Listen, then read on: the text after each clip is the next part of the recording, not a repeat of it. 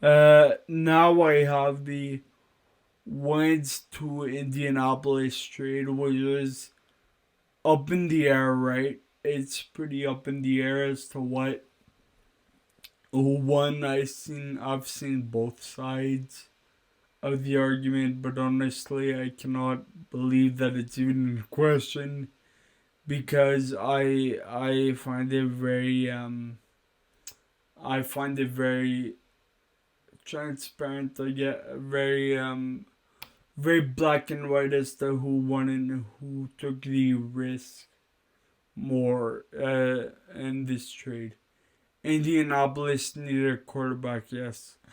But based on last season, Philadelphia obviously wins by a mile, by so much. They got a third round pick.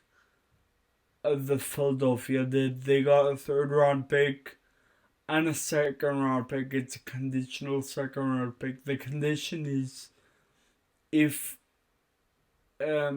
if Carson Wentz plays more or 75% or more of the offensive snaps, this pick becomes a first rounder. That's mind boggling to me. I will get into it more. I just have a clip first. It's why I think Philly won. Just based on last season, right?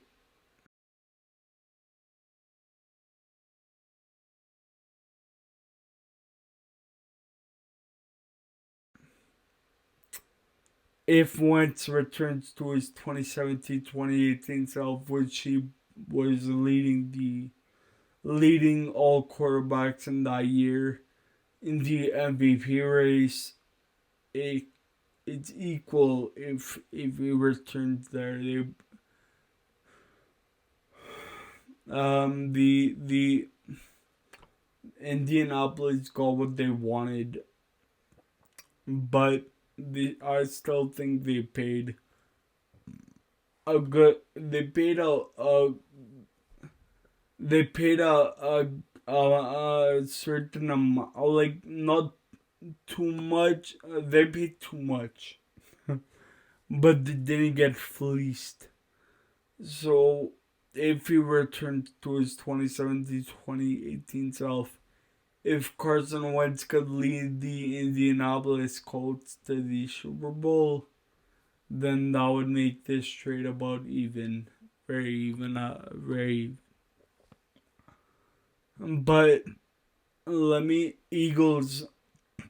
Let me just get into it on both sides, and then I'll sort of jump back to dissect each part.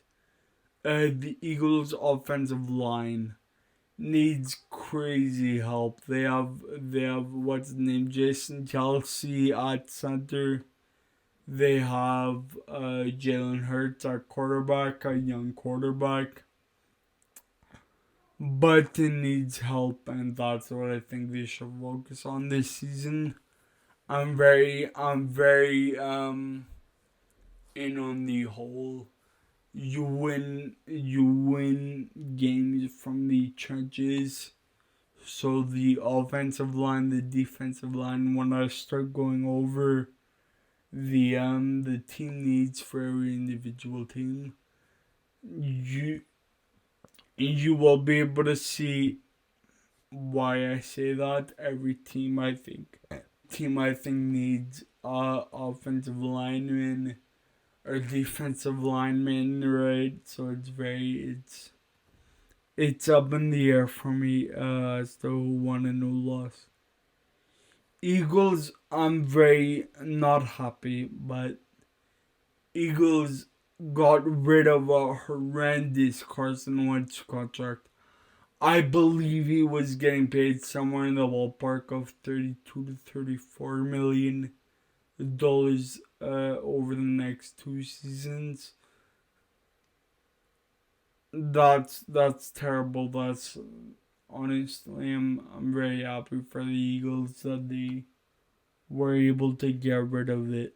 I literally saw people saying give Wentz for a fifth round pick.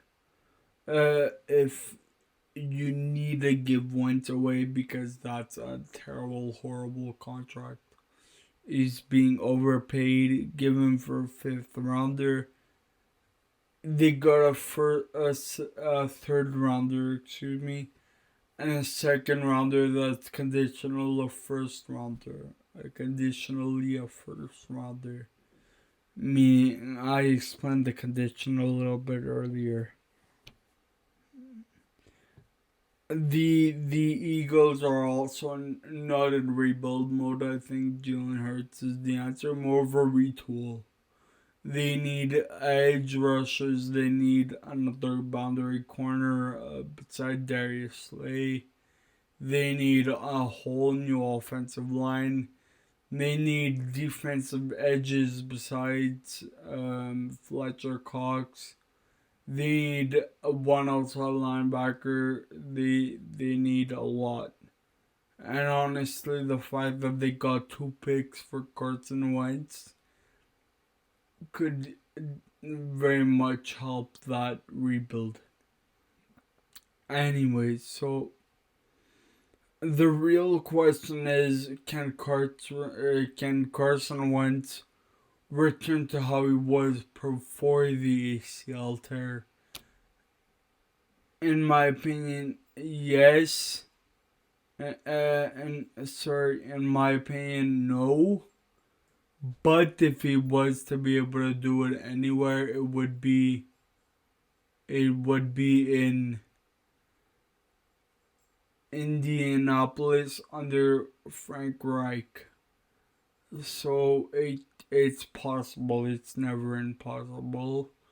But he had many flaws. He held on to the ball for too long. I will play a clip from the Dallas Cowboys and Philadelphia game right here.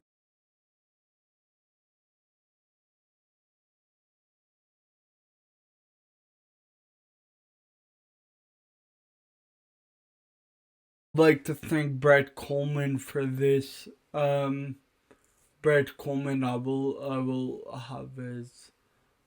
will give his channel information, but he's a YouTuber that I love. He called this pigeon footing.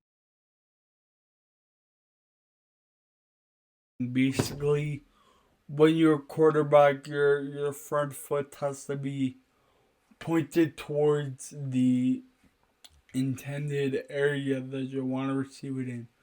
Carson Wentz's front foot would always be slanted towards the inside. I will also show Ben Roethlisberger's foot stance, just to show you what good footwork looks like. So again, thank you to Brett Coleman for that term, pigeon footing. Also, so Frank Reich was his offensive coordinator in Philadelphia before his ACL tear. So I don't think it's impossible that he doesn't revert back to his self in 2018 just to bring them to Super Bowl this year, but it's highly unlikely. And listen, in my opinion, my final thoughts on this, my final thoughts are that Indianapolis got fleeced on this trade, giving up a third and a first, a second conditional first. Way too much of an overpay, but then again, Indianapolis is not in the common situation. They're sort of a balls to the wall, win now or go home, right? Win big or go home. That's the Indianapolis way at the moment. And honestly, I can't wait to watch this season to see what happens.